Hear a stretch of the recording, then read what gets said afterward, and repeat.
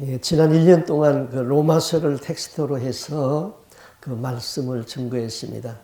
예, 오늘은 로마서 16장, 로마서는 마지막 설교가 되겠습니다. 예, 바울은 그 로마서를 쭉 기록하고 마지막 이제 16장에서 끝을 맺으면서 37명의 사람들의 이름을 불렀습니다. 그리고 어떤 사람은 나에게 참으로 복음에 유익한 사람이었다. 어떤 사람은 참으로 복음에 해롭게 하고 나를 괴롭힌 사람이었다. 그렇게 이제 해고를 하고 있습니다. 제가 로마서를 이제 마지막 설교하면서 저도 지난 한 50년 동안 목회를 했거든요. 잠깐 좀 해고하고 싶은 마음이 있습니다. 대학교에 입학하면은 그 학번이 주어지죠. 저의 학번이 그 6701번이에요. 이 말은 1967년도에 1등으로 합격했다. 그런 의미입니다. 하나님의 은혜로 대학교 수석으로 입학했어요. 그래서 입학금하고 수업료를 다 면제받았습니다. 근데 신학교 입학하고 2달이 되었는데 교무처장이 저를 불렀어요. 그렇게 하니까 어느 교회에서 전도사 청빙이 들어왔는데 저를 추천했어요. 그래서 가겠느냐고 저한테 묻더라고요. 저한테 제가 학교 1등으로 들어왔으니까 아마 제일 먼저 저를 추천한 것 같아요. 그 교회를 찾아갔습니다. 찾아갔더니 그 장로님이 개척한 교회에 있는데 지금의 그 중랑천에 있는 빈민촌 마을이었어요. 지금은 잘 정비되었는데요. 그때는 중랑천에 전부 무허가 판잣집으로 아주 절비했습니다. 그 장로님이 거기서 교회를 개척하고 이제 제가 담임 전도사로 가서 설교를 하게 되었습니다. 근데 거기 또 고등공민학교가 있었어요. 그래서 월요일에서부터 그 토요일 날까지는 그 중학교 과정인 고등광민학교, 중학교도 제대로 못 가는 사람들을 모아서 가르치는 학교, 거기서 이제 선생을 하면서 주일날은 설교를 했습니다. 아주 가난한 교인들이 한 100명 모였고요. 또 학생들도 한 40명이 있었어요. 그때 이 중랑천 지역은 이 강원도에서 들어오는 석탄을 거기다 다 합치를 했어요. 그래서 바람이 불면은 석탄가루가 날아와 가지고는 밖에다가 빨래를 걸 수 없는 그런 지역이었습니다. 근데 제가 지난번에 몇 달 전에 그 한국에 갔는데 제가 다니는 그 치과 의사가 그 중랑천을 쭉 따라서 가는 그 길로 한 10분을 가야지 이제 그 치과 의사가 있더라고요. 그 가면서 이게 50년이 지났는데 이렇게 많이 변했구나. 중랑천은 아주 깨끗하게 정비가 되고 양쪽에는 자동차가 다니는 길이 있고 자전거 다니는 길이 있고 사람 다니는 길이 있고 양쪽에는 아파트가 다 서고 아주 물은 깨끗하고 너무너무 많이 달라졌더라고요. 저는 이제 20살에 신학교 1학년에 담임 전도사가 되었고 그 다음에 이제 군대 가서 3년을 제외하고는 오늘날까지 그 목회를 했으니까 50년 이상을 목회를 했어요. 제가 신학교를 5개 졸업했어요. 그 신학교 한 번 졸업하려면 4년 걸리잖아요. 그럼 어떻게 그게 가능할까? 그게 가능해요. 왜냐하면은 한 번 졸업하면은 그 다음 학교를 가게 되면은 그 전에 공부한 학교의 학점을 절반 인정해 주거든요. 그러니까 4년 공부할 거 2년 만에 졸업하고 해서 5개를 공부를 했습니다.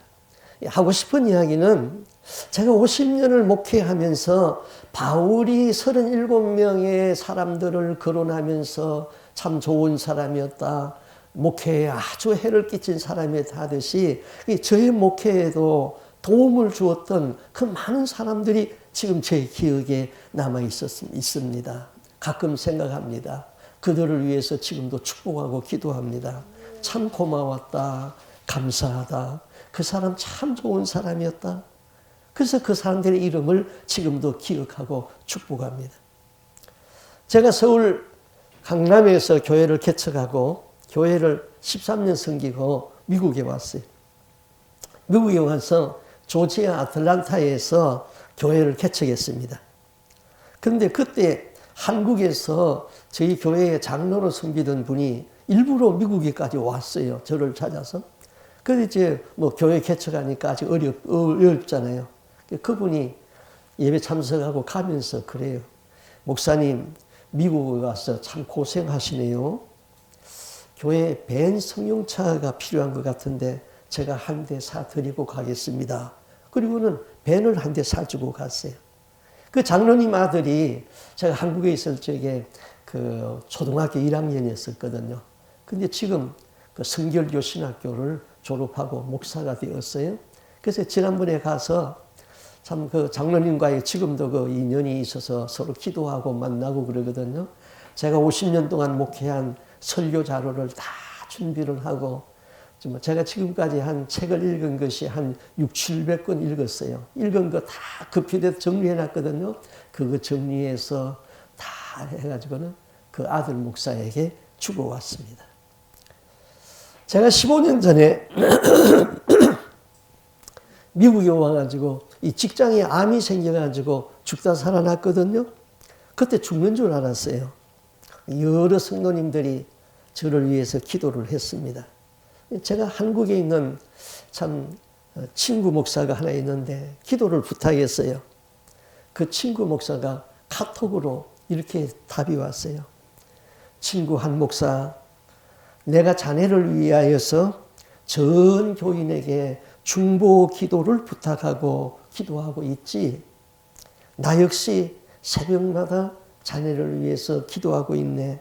그것 가지고는 부족하여서 내가 길을 걸어가면서도 기도하고 있네. 얼마나 감사합니까? 얼마나 좋은 친구예요. 그 친구의 병을 위하여서 길을 걸어가면서도 기도한다.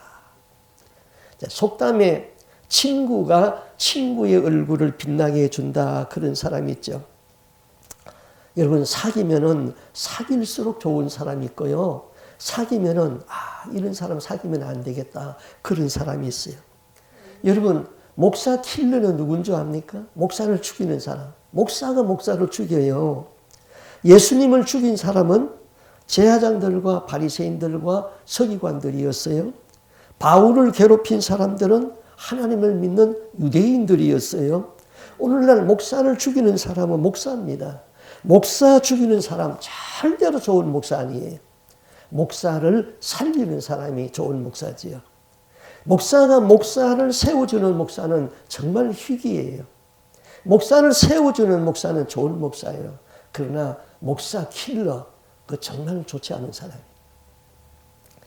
이런 일이 있었어요.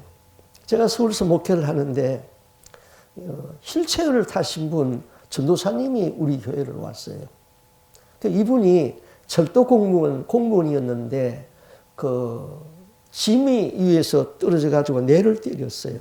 그래가지고는 하반신을 못 쓰는 1급 장애인 판정을 받았어요. 그래서 뭐 공상이기 때문에 죽을 때까지 이제 연금은 나오게 그렇게 돼 있어요. 이분이 이제 뭐 다른 데는 다 하반신만 못 썼지 다른 데는 다 괜찮으니까 신학을 공부하고, 그 다음에 이제 졸업을 하고, 내가 청빙도 안 했는데 저희 교회를 찾아왔어요. 그래서 할 수 없이 전도사로 임명을 했는데 청년 담당을 시켰어요. 열심히 잘하더라고요. 그럼 이제 저희 교회가 2층에 있었거든요. 근데 거기는 한국에는 이 휠체어가 못 올라가요. 그럼 교회까지 오게 되면은 청년들이 쫓아나가가지고는 휠체어 채로 그냥 들고 2층으로 올라와가지고인데 참 열심히 잘 가르쳤어요. 그 이제 목사고시도 보고 이제 마지막에 우리 교회에서 부목으로 청빙한다는 그 목사 청빙을 냈는데, 노예에서 꼭 나쁜 목사들이 있다니까요. 부결을 시켰어요. 왜 부결시켰느냐? 장애인에게는 목사 안수를 줄 수 없다는 거예요. 이거 큰일 났어요. 이 전도사님이 얼마나 실망이 되겠어요. 내가 이거 가만히 있다가는 안 되겠어요. 그래서 발언권을 얻었어요. 그 꼭 나쁜 목사들이 있거든요. 지금까지 목사고시에도 합격시키고 다 시켜놓고 목사 안수 받는데 노예에서 부교를 시켜서 목사를 안 주겠다니 나는 노예를 탈퇴합니다. 그리고 우리 장애인에게 목사를 주는 그 노예에 나는 가입하겠습니다. 그러니까 노예가 저희 교회가 상당히 실력이 있었거든요. 그때 임시 휴회를 했어요. 그러고는 임원들이 다시 모이더니 가결을 했어요. 노예 탈퇴하는 거 취소해 주십시오. 그리고 전도사님에게 끝까지 목회를 책임지겠다는 서약을 해 주십시오. 그러면 목사 안수 주겠습니다. 그래서 제가 서약서 쓰고 목사 안수 받았고 그 노예에 있었어요. 그 목사님이 지금 이제 얼마 전에 이제 은퇴했는데 장애인 목회를 아주 잘했어요. 또 성경도 얼마나 열심히 많이 연구해가지고 잘 가르치는지 성경 번역하는 데도 들어가가지고 성경 번역하고 그랬어요. 그분이 저를 얼마나 고맙게 생각하겠어요. 참 늘 고맙게 생각하고 저를 참 존경해주고 그런 일이 있었습니다. 사도 바울은 그 로마에 있는 성도들에게 긴 편지를 쓰고 마무리하면서 목회에 도움이 되었던 많은 사람의 이름을 감사하고 있습니다. 그리고 그에게 많은 해를 끼친 사람 이름도 열거했는데 37명의 사람을 열거했습니다. 이 사람들을 다 말할 수는 없고 그러나 몇 사람의 신앙을 살펴보면서 우리 신앙에 좀 도움이 되었으면 합니다. 첫째, 1절, 2절 그랬죠. 내가 갱그리아 교회의 일꾼으로 있는 우리 자매 베베를 너희에게 추천하노니 너희는 주 안에서 성도들이 합당한 예절로 그를 영접하고 무엇이든지 그에게 소용되는 바를 도와줄지니 이는 그가 여러 사람과 나의 보호자가 되었음이니라. 바울이 베베를 갱그리아 교회의 일꾼이라고 그랬어요. 갱그리아 교회는 고린도에서 그리 멀지 않은 도시입니다. 바울은 이곳에서 교회를 세웠는데 그때 베베라는 성도가 바울과 여러 사람의 보호자가 되었다. 그리고 또 바울은 그 로마서를 기록했는데 당신은 이런 종이가 없기 때문에 양피지에다가 글을 썼거든요. 그 로마서 하나만 해도 큰 두루마리로 하나가 되는 거예요. 이걸 양피에다 써가지고 로마에 보내는데 그때는 뭐 순전히 배를 타야 됐고 아니면은 걸어서 가야 되는데 그 편지를 베베 여집사가 가지고 로마에다가 전달했던 것입니다. 오늘날 교회는 남자보다 여자가 많습니다. 신앙도 남자들보다 여자들의 신앙이 좋습니다. 또 일도 여자분들이 많이 합니다. 여자분들이 섬세하고 남자들이 할 수 없는 일들을 여자들이 많이 하지요. 바울이 이 베베를 언급하면서 그녀가 여러 사람과 나의 보호자가 되었다. 당신은 예수를 믿는 이유만으로도 위험을 감수해야 하는 그런 시대였습니다. 베베는 바울이 생명의 위험을 당했을 적에 보호해 주었을 뿐만 아니라 다른 사람도 보호해 주었습니다. 사람들은 자기 생명의 위험을 느끼면 그것을 피해 보려고 합니다. 그런데 베베는 생명의 위협을 무릅쓰고 성도들과 바울을 숨겨주고 보호했다. 바울이 베베를 로마 교회에 추천하면서 그를 합당한 예절로 영접하라. 소용되는 대로 그를 도와주라. 그렇게 부탁을 하죠. 바울은 베베는 로마에 가서도 그리스도의 일을 많이 할 것입니다. 베베는 하나님의 일을 하는 일꾼이죠. 합당한 예절로 나를 대하듯이 좀 그를 대해달라 부탁합니다. 예수님이 이런 말씀을 했잖아요. 너희를 영접함이 나를 영접하는 것이요 나를 영접하는 자는 나 보내신 자를 영접하는 것이다. 예수님이 보내신 자, 하나님의 일을 하는 사람을 영접하고 그를 돕는 것은 그를 보내신 예수님을 영접하고 돕는 것이다.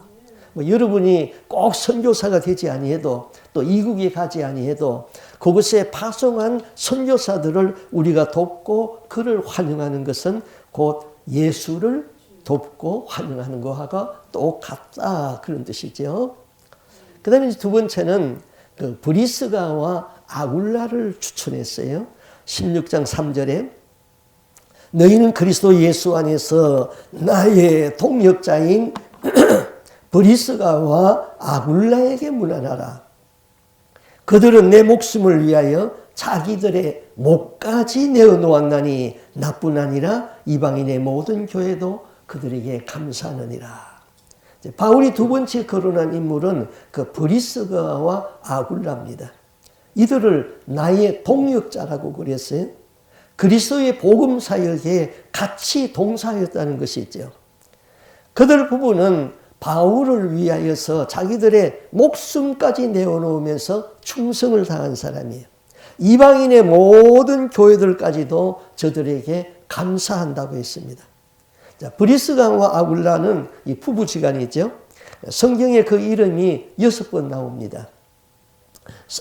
사도행전 18장에서 3번 나오고, 고린도전서 18장 19절에서 한 번 나오고, 디모데후서 4장 19절에 나오고, 그 오늘 읽은 로마서에서 나오죠. 그들 이름이 6번 나오는데 6번 다 부부가 같이 나온다는 것이 특징이죠. 바울 당시는 사회적으로 여자의 지위가 확보되지 아니한 때였습니다. 그래서 여자들의 이름은 고사하고 수를 셀 적에 여자들을 포함시키지 아니했죠. 베드로는 예수의 수제자입니다. 그는 결혼한 사람입니다. 그러나 베드로의 부인 이름이 누구인지 성경에 기록이 없습니다. 그만큼 여자는 당시에 그 비참한 생활을 했던 것이죠. 그런데 바울의 사역을 도왔던 사람 중에 여자들의 이름이 종종 나오는데 베베, 브리스가, 막달라 마리아, 루포의 어머니, 이것은 바울이 살던 시대에는 좀 혁명적인 일이었죠. 바울과 브리스가와 아굴라 부부는 늘 부부가 성경에 같이 이름이 나옵니다. 교회는 부부가 함께 충성할 적에 큰 일을 할 수 있죠. 자, 하나님의 일을 할 적에 여자가 협조하지 아니하면은 제대로 일이 안 돼요.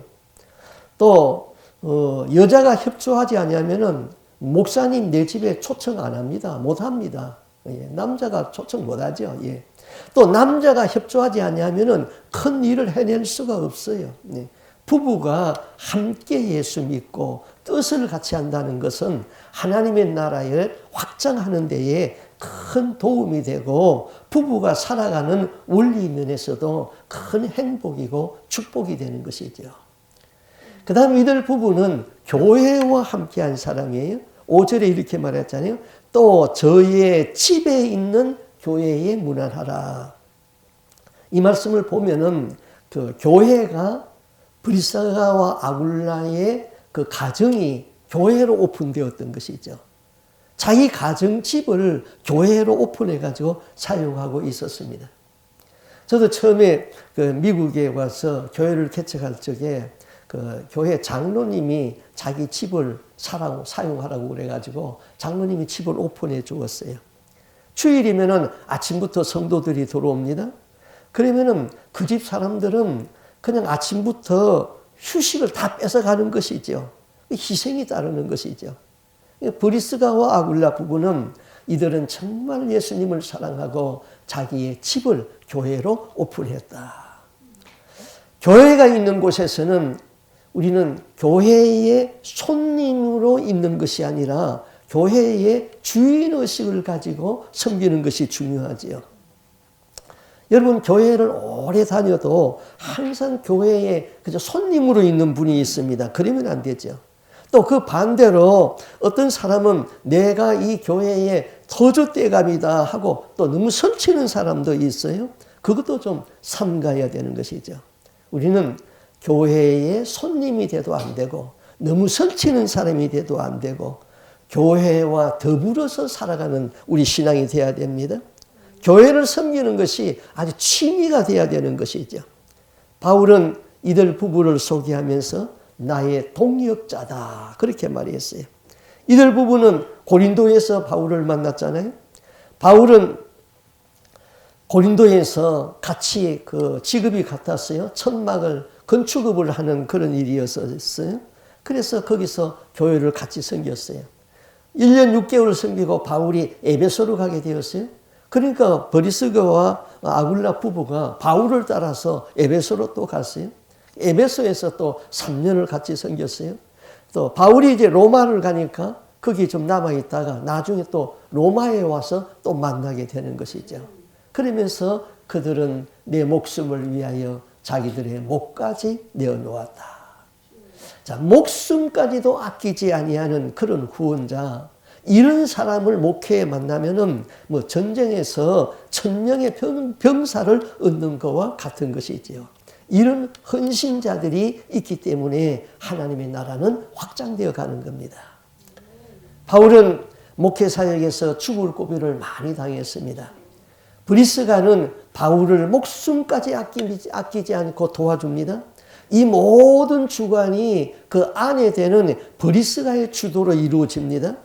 그의 남편 아굴라는 그의 아내 브리스가를 주님이 사용하는 통로가 되는 것을 알고 그를 반대하지 아니하고 늘 배후에서 협조를 해 주었다 이것이죠. 그 다음 16장 3절에는 그 루포와 그의 어머니 그랬어요. 주 안에서 택하심을 입은 루포와 그의 어머니에게 문안하라. 그의 어머니는 곧 내 어머니라. 자, 바울이 루포와 그의 어머니에게 문안하라. 그의 어머니는 나의 어머니다 한 그 루포가 누구일까요? 루포. 마가복음 15장에 보면은 예수님이 십자가를 지고 골고다로 올라가는 장면에 그 루포를 잠깐 소개를 합니다. 그 마가복음 15장 16절 이하에 이렇게 말했어요. 군병들이 예수를 끌고 십자가에 못 박으려고 끌고 나가니라 마침 알렉산더와 루포의 아비인 구레네 사람 시몬이 시골로 와서 지나가는데 저희가 그를 억지로 같이 가게 하여 예수의 십자가를 치우고 예수를 끌고 골고다라 하는 곳에 이르러 그렇게 기록했어요. 알렉산더와 루포의 아비인 구레네 사람 시몬. 예수님이 십자가를 지금 지고 가는데 그 십자가가 너무 무거웠어요. 그래서 지쳐서 쓰러지면서 골고다로 갑니다. 은혜를 받은 많은 여인들이 그 뒤를 따라가며 눈물을 흘립니다. 제자들은 무서워서 다 도망갔습니다. 사형을 집행하는 로마의 군인은 채찍을 들고 빨리 가자고 예수님의 등에다가 채찍을 때렸습니다. 이때 많은 군중들 틈에서 구레네 사람 시몬이라는 사람이 구경꾼으로 와 있었어요. 이 사람은 지금 아프리카 리비아 지방의 사람입니다. 멀리서 왔어요. 이 구레네 시몬이 구경을 하다가 붙들려서 예수님이 지신 십자가를 억지로 치게 되는 것이 이제 마태복음에 기록되어 있어요. 시몬이란 구레네 사람을 만남에 그를 억지로 같이 가게 하여 예수의 십자가를 지웠더라. 시몬은 예수님이 지고 가는 십자가를 아주 가까이서 구경을 한 것 같아요. 예수님은 십자가를 지고 갑니다. 로마 군병이 채찍을 때립니다. 이때 시몬이 거들은 것 같아요. 여보시오 군인, 오늘 죽을 사람 그렇게 때릴 것까지야 없지 않소. 로마의 군인은 이렇게 가다가는 정해진 시간 안에 예수님을 사형 집행을 할 수 없을 것 같았어요. 그러니까 그래? 그러면 네가 이 대신 십자가 져? 내가 왜 그걸 집니까? 잔소리 말고 치려면 져? 그 당시 군인들은 일반 민병을 그 사역자로 차출할 수 있는 권한이 있었어요. 이렇게 해서 시몬이 예수님 대신 억지로 그 십자가를 졌습니다. 왜 하필이면은 이 시몬이 예수님의 십자가를 져야 합니까? 다 주를 버릴지라도 나는 절대로 버리지 않습니다. 죽는 데까지 가겠습니다 하던 그 베드로는 지금 어디 가버렸어요? 야고보와 요한은 예수님이 예루살렘에 올라가면은 우리에게 한 자리 부탁했던 그 사람들입니다. 근데 지금 이 순환의 자리에는 나타나지 않습니다. 얼마 전에 죽었던 나사로는 내 인생은 살아났잖아요. 예수님 때문에 부활했잖아요. 내 인생은 덤입니다. 내가 십자가를 지겠습니다 했다면 얼마나 아름다운 이야기가 되겠어요. 그러나 이들은 지금 어디론지 다 숨어버렸어요. 그런데 구레네 시몬이 십자가를 졌다는 것은 정말 유감스러운 일이잖아요. 자, 시몬이 억지로 십자가를 졌다는 거 그거 좀 생각해 봅시다. 억지의 반대는 자원하는 거잖아요. 시몬이 십자가를 짓는데 자원해서 십자가를 졌다면 얼마나 좋겠어요. 그런데 불가피하게 억지로 십자가를 졌습니다. 시몬이 그 십자가의 의미를 알았다면 지금은 당장은 고통스럽겠지만은 얼마나 기쁜 마음으로 십자가를 졌겠어요? 십자가를 지신 저분은 하나님의 아들이다. 죄 없는 분이 우리 인류의 모든 죄악을 담당하고 중보자로서 십자가를 지고 가신다. 저 십자가는 내 죄 때문에 지는 십자가이다. 저 십자가는 나를 구원하는 십자가이다. 이것을 알았다면 감사하고 감격스러워서 자원해서 십자가를 졌을 것입니다. 그러나 지금은 억지예요. 억지는 굴욕적으로 십자가를 졌다는 것이죠. 왜? 그 십자가의 의미를 몰랐기 때문인 것이지요. 알고 하는 것과 모르고 하는 것은 엄청난 차이가 있잖아요. 내가 지금 희생을 하고 내가 지금 고통을 당해도 내가 지금 십자가를 져도 그 희생의 의미를 알 적에는 기쁨이 있는 것이죠. 용기도 생기는 것이죠. 그 희생은 할 만한 것이죠. 내가 자식을 위해서 이렇게 수고하고 마지막에 자식이 잘 된다고 잘 성공한다면 그 희생은 아주 보람된 것입니다. 이렇게 수고해도 이렇게 내가 애써도 마지막에 이 희생은 아무런 의미가 없다. 그러면 그 고통은 배가 되는 것이죠. 시몬이 진 억지의 십자가를 하나님의 뜻과 관련해서 생각해 봐요. 우리는 하나님의 일을 다 알아서 하고 기쁨으로 하고 즐거워서 하는 것만은 아닙니다. 하나님의 일을 하고 싶어서 하는 것만은 아니지요. 때로는 억지로 하는 것이지요. 억지로라도 해야 됩니다. 우리의 신앙의 수준은 수원주와 같아가지고는 때로는 올라갈 때도 있고 때로는 내려갈 때도 있습니다. 그래서 나라는 인간은 믿을 바가 못 되는 것이지요. 교회 일을 하고 싶다고 하고 하기 싫다고 안 하고 그러면 안 되는 것이죠. 교회에 나가고 싶다고 나가고 나가기 싫다고 주저앉고 그러면 그 신앙은 아무것도 아닙니다. 눈이 오나 비가 오나 바쁠 때나 한가할 때나 억지로라도 출석하고 그러면은 은혜를 받고 하나님의 뜻은 이루어져 가는 것이죠. 나 자신이라는 것은 애초부터 믿을 바가 못 됩니다. 그러므로 내 감정대로 하지 말고 억지로라도 십자가 지고 내가 희생하면은 뒤늦게라도 깨닫게 되고 하나님의 뜻이 이루어지게 되는 것입니다. 우리는 내 지식대로 내 감정대로 하려고 합니다. 우리는 하나님의 뜻은 생각하지 아니하고 지식이 먼저이고 감정이 먼저이고 판단이 먼저 나갑니다. 그래서는 안 되는 것이죠. 억지로라도 하나님의 뜻이 먼저고 순종이 먼저인 것입니다. 자, 구레네 시몬이 억지로 십자가를 졌습니다. 시몬은 뒤늦게서 십자가의 의미를 깨달았다고 합니다. 내가 진 이 십자가가 만민의 죄를 담당하고 중보자로 대신 지고 가는 하나님의 어린 양을 어린 양을 대신해서 내가 십자가를 졌구나. 내가 이렇게 예수님의 고난의 동참자가 되었으니까 이것이 웬 은혜인가, 웬 축복인가. 그는 늘 감사하면서 살았다고 합니다. 마가는 시몬이 진 십자가에 대하여서 이렇게 표현했잖아요. 알렉산더와 루포의 아비인 구레네 사람 시몬 그랬어요. 자, 시몬의 아들 이름이 누굽니까? 두 아들 있죠. 알렉산더와 루포예요. 그런데 오늘 바울은 13절에서 뭐라고 말해요? 주 안에서 택하심을 입은 루포와 그 어머니에게 문안하라. 그 어머니는 곧 내 어머니라. 시몬은 믿음의 두 아들을 가졌어요. 알렉산더와 루포요. 그리고 그의 아내가 누굽니까? 그의 아내는 바울이 내 어머니라 그렇게 불렀잖아요. 바울은 결혼하지 않은 사람이에요. 그러나 그에게 믿음의 두 아들이 있었잖아요. 디모데와 디도가 그의 믿음의 아들이었어요. 참 아들이라고 그랬어요.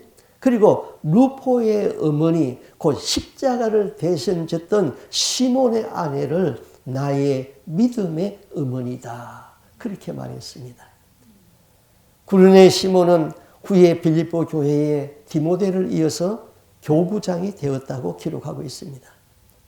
자, 바울은 로마서 16장에서 많은 사람들의 인물을 열거했어요. 다 열거할 수 없습니다. 다 설명할 수 없습니다. 그런데 그 사람들을 단 한 문장으로 표현을 했어요. 마치 우리가 죽으면은 묘비에는 그 사람의 역사를 다 기록할 수가 없잖아요. 뭐 단 몇 문장을 기록해요. 대개 뭐 우리나라식의 묘비는 이렇게 씁니다. 뭐 저 같은 경우에는 뭐 청주, 한시, 의택, 지묘. 그리고는 옆에는 뭐 출생한 날과 사망한 날짜를 쓰죠. 이건 별로 뭐 의미가 없는 것이잖아요. 1970년대에 80년대에 월남전이 한창일 적에 제 고등학교 친구가 있었어요.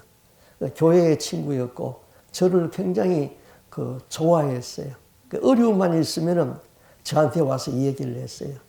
그 이제 저한테 와서 제 이름 부르면서 나 이번에 교회 회장 출마할 거야. 좀 도와줘. 그러면 제가 그래 내가 뒤에서 밀어줄 테니까 출마해. 그러면 이제 회장이 또 돼요. 내가 신학교를 가니까 저도 신학교 가겠다고 따라왔어요. 여하튼 단짝이었어요. 너무너무 친했어요. 그런데 이 친구가 월남에 갔어요. 월남에 가가지고 그만 전사해 버렸어요. 죽었어요. 그래서 한번 한국에 있을 적에 그 국군묘지에 가는 일이 있어가지고는 그 친구의 생각이 나가지고는 가서 사무실에 가서 이름을 댔더니 어디 몇 번이라고 딱 알려주더라고요. 그 가서 보니까 거기다 이렇게 있었어요. 해병하사 김정동 지묘 월남에서 전사 그랬어요. 그래서 그곳에 있는 그 비문들을 제가 좀 읽어봤습니다. 어떤 비문에는 이렇게 기록했어요. 아빠, 아빠, 아빠, 이 새 아이의 부르는 소리를 듣습니까? 그리고 새 아이의 이름을 쓰고 그 밑에다가 당신의 아내 누구누구 그렇게 썼어요. 새 자녀를 남기고 전사한 미망인의 그 절규였던 것이죠. 자, 바울이 로마서를 끝내면서 마지막으로 거론하는 사람들의 추천서는 이렇게 씁니다. 갱거리아 교회의 일꾼 베베, 여러 사람과 나의 보호자가 되었다. 그리스도 예수 안에서 나의 동역자들인 브리사와 아굴라, 내 목숨을 위하여 자기들의 목까지 내놓았다. 주 안에서 택하심을 입은 루포와 그의 어머니, 그의 어머니는 곧 내 어머니였다. 자, 여러분, 이 세상에 남기고 갈 비문에 여러분 뭐라고 쓰겠어요? 여러분의 비문에 남길 내용이 무엇입니까? 모든 사람은 한 문장으로 그의 인생이 정리된다고 했잖아요. 한국의 충청북도 청원군에 우리 선조들의 그 묘지가 다 있습니다. 문중산소가 거기에 있어요. 그런데 저희 형님은 그 문중산소에 관심이 많아요. 거기다가 우리 형제들의 6남매거든요. 그런데 이제 뭐 시집간 사람들은 빼고 이제 사형제가 있어요. 그 사형제의 묘를 다 만들어 놨어요. 거기다가 이제 가묘를 다 만들었는데 제 묘도 거기에 있습니다. 제가 이제 15년 전에 암이 걸렸었다고 그랬잖아요. 그러니까 형님은 이 암에서 이제 이 동생이 죽는구나, 못 일어나겠구나 그렇게 판정을 하고는 한 분 편지가 왔는데 그 앞에는 한의택지묘 그렇게 써놓고는 거기다가 비문에다가 뭐라고 쓸는지 그걸 알려달라는 거예요. 그래서 참 생각을 했어요. 근데 내가 충분히 비문에다가 뭐 한 문장 써야 되겠는데 뭐라고 쓸까?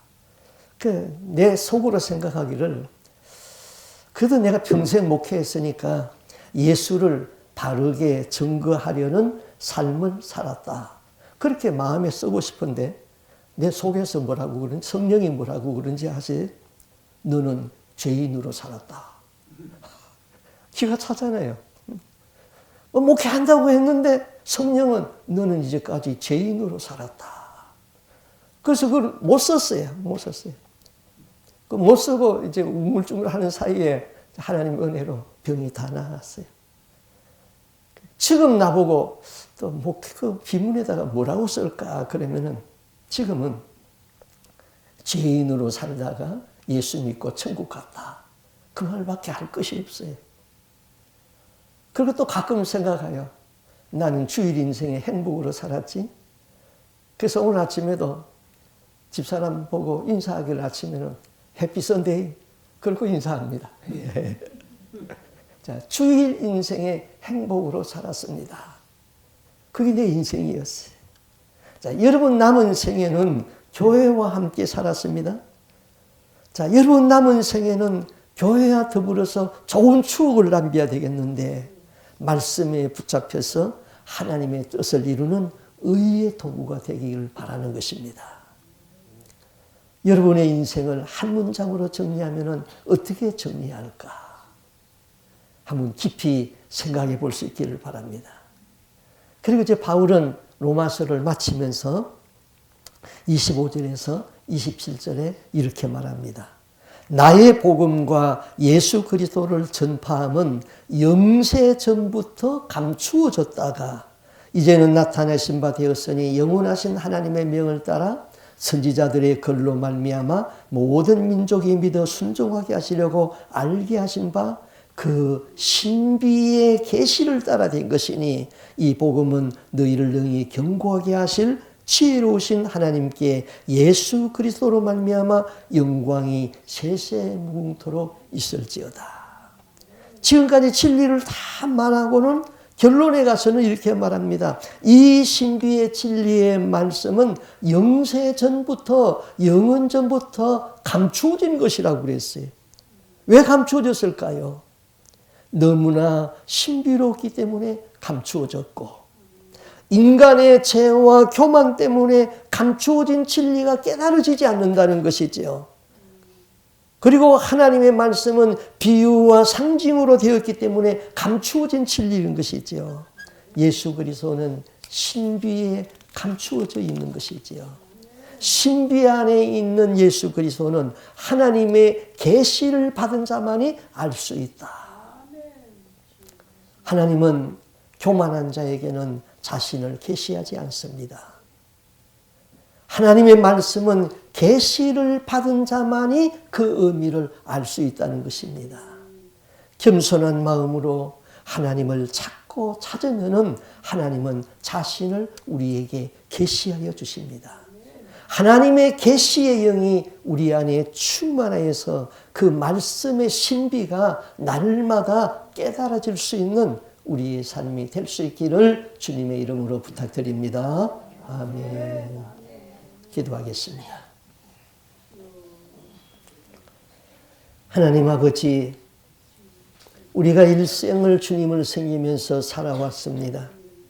그러나 우리의 일생을 한 문장으로 정리하라고 하면은 지금도 우리는 어떻게 살았는지 어떻게 정리할지를 모르는 허망함에 매여 있습니다.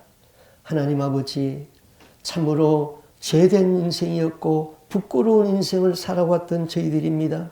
이제 앞으로의 살아갈 삶을 어떻게 살아서 우리가 어떻게 하나님의 나라에 들어갈는지 우리로 하여금 계시의 영을 허락하여 주어서 진리의 말씀을 바로 깨닫게 해 주시옵시고 깨닫는 대로 행하는 하나님의 백성들이 다 되게 하여 주시옵소서. 하나님, 지금까지 주일 인생의 행복으로 살아왔습니다.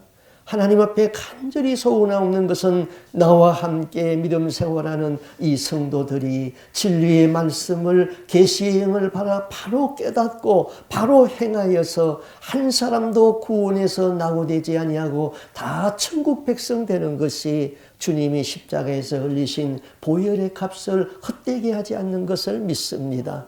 여기 있는 우리 모든 성도들이 겸손하여서 하나님의 말씀을 깨닫고 행하여서 다 구원받은 백성으로 살 수 있도록 임재하여 주시옵소서.